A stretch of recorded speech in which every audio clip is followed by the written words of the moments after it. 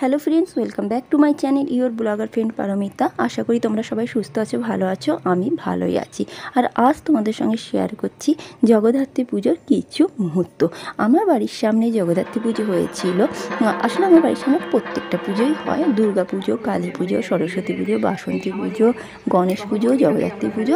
তো তার মধ্যে গণেশ পুজো, জগদ্ধাত্রী পুজো আর বাসন্তী পুজো এরা লেডিসরা মিলে করে। পুরো অ্যারেঞ্জমেন্ট মানে চাঁদা তোলা থেকে শুরু করে সব কিছুই অ্যারেঞ্জমেন্ট লেডিসরা করে।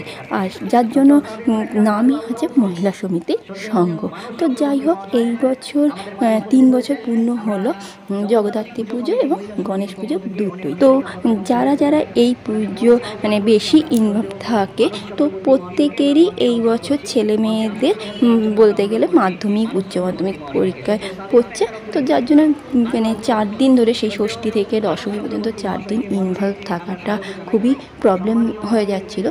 এই জন্য একদিনে পুজো হয়েছে নবমীর দিন, মানে ওই একদিনে ষষ্ঠী, সপ্তমী, অষ্টমী, নবমী 4 দিনের পুজো করে নেওয়া হয়েছে।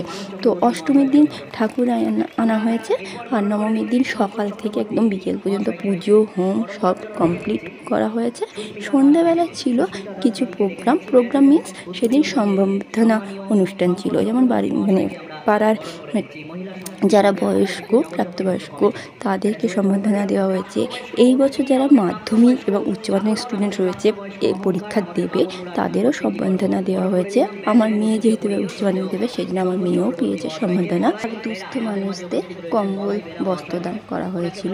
প্রতি বছরই বস্ত্রদান কম্বল দান করা হয়, বয়স্কদের সম্বর্ধনা দেওয়া হয়, আর স্টুডেন্টদের এইবার প্রথম সম্বর্ধনা দেওয়া হলো। তো যাই হোক, আমি তো কোনো বছরই ইনভলভ থাকতে পারিনি, কেননা আগে 2 বছরের মধ্যে 1 বছর তো বাইরেই ছিলাম। প্রথম বছর তখন তো আমি থাকতে পারিনি, আর দ্বিতীয় বছর মানে লাস্ট ইয়ার যেহেতু আমাদের কালো ষষ্ঠী ছিল, আমি পুজোর কোনো কাজ করতে পারবো না, সেই জন্য আমি থাকতে পারিনি।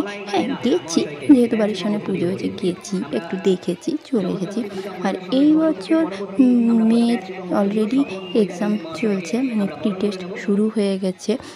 তো সেই জন্য মেয়েকে ঘরে রেখে পুজো এনজয় করবো সেটা তো পসিবল না। যতই বড় হোক না কেন, নিজেরটা নিজে করে নিক না কেন, আমি ওইভাবে ছেড়ে মানে ঘরে পড়ছে আমি ছেড়ে বাইরে এনজয় করতে পারি না, আর এক্সামের সময় তো একদমই না। তো যাই হোক, তার মধ্যে যতটুকু পেরেছি গেছি, সেইটুকুই আমি তোমাদের সঙ্গে শেয়ার করলাম। অবশ্যই কমেন্টস বক্সে জানিও কেমন লাগলো, আশা করি ভালো লাগবে। আর যদি ভালো লাগে লাইক শেয়ার করে দিও, আর যারা এখন আমার চ্যানেলে নতুন তারা আমার চ্যানেলটা সাবস্ক্রাইব করে পাশে থাকা বেল বাটনটা প্রেস করে দিও।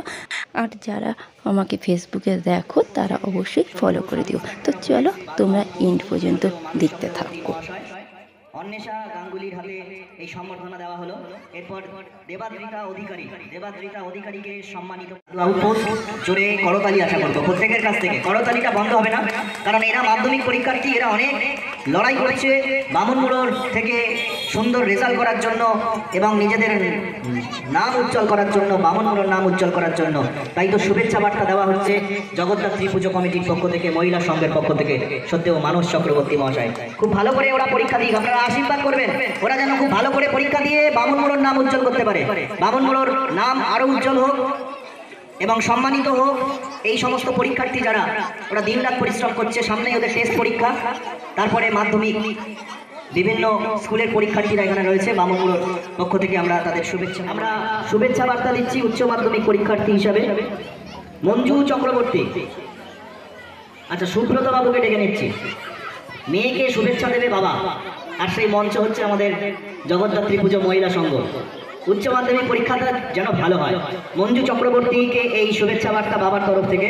আচ্ছা, রিক বর্মন উচ্চ মাধ্যমিক পরীক্ষার্থী, ওকে সম্বর্ধনা জ্ঞাপন করবে রঞ্জিত দাস মহাশয়। রিক বর্মনকে মেডেল, পেন আর বোর্ড দিয়ে শুভেচ্ছা, কারণ পরীক্ষা চলে এসেছে আর কটা দিন পরেই তাদের টেস্ট পরীক্ষা, তারপরে উচ্চ মাধ্যমিক। পর আমরা দেখে নেব দেবজিৎ ভট্টাচার্যকে এই সম্মান জ্ঞাপন করবেন সন্দেহ অশোক দাস মহাশয়।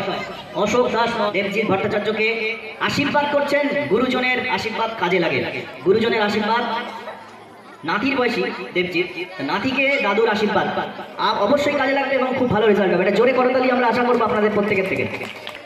এরপর আমরা ডেকে নিচ্ছি শ্রীপ্রিয়া বোস, ওকে আমরা সম্মান জ্ঞাপন করবো, শুভেচ্ছা বার্তা। সুন্দর বাহাদুর মহাশয়কে ডেকে নিচ্ছি, বোর্ড আর পেন দিয়ে শ্রীপ্রিয়া বোসকে শুভেচ্ছা বার্তা। উচ্চ মাধ্যমিক পরীক্ষা যেন খুব ভালো হয়, উচ্চ মাধ্যমিক পরীক্ষার্থীদের এই শুভেচ্ছা। বামনপুরের মাটিতে যেন খুব ভালোভাবে এরা সুন্দর রেজাল্ট করে আবার আমাদের গৌরব আন্বিত করতে পারে। সৌম্যদীপ কর্মকার, প্রদীপ চৌধুরী মহাশয়, ওনাকে অনুরোধ করছি সৌম্যদীপ কর্মকারকে